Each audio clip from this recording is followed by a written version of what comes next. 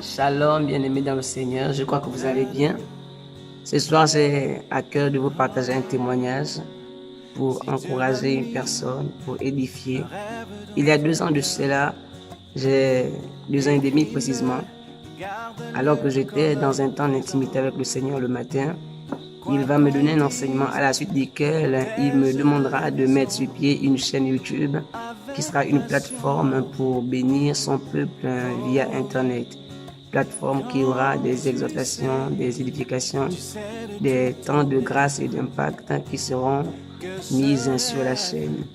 Ayant partagé cette vision à quelques personnes autour de moi, celles-ci n'ont pas manqué de me décourager par leurs commentaires et autres.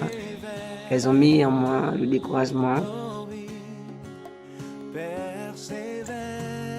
Et en ce temps, ayant tellement d'occupations avec les cours et autres, je ne pus mettre sur pied ce que le Seigneur me demanda de faire.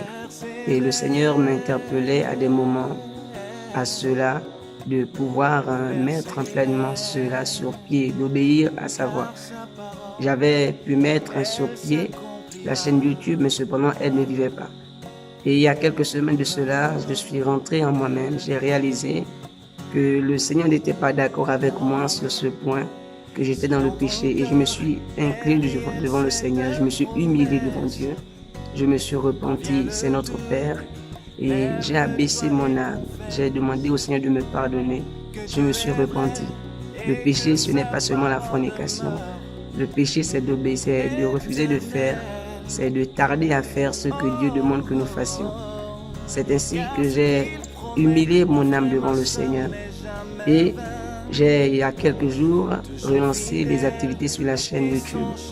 C'est ainsi que nous y sommes. Vous êtes là, chers frères et sœurs, amis et connaissances, vous êtes là, abonnés à la chaîne. Que Dieu vous bénisse pleinement. Puisse cette chaîne être un moyen de bénédiction pour plusieurs. Je vais dire ici à quelqu'un que ne mets pas de côté la vision que Dieu a mise dans ton cœur. Peu importe les paroles décourageantes, les commentaires et autres qui n'amènent pas à pouvoir mettre sur pied ce que le Seigneur a déposé dans ton cœur.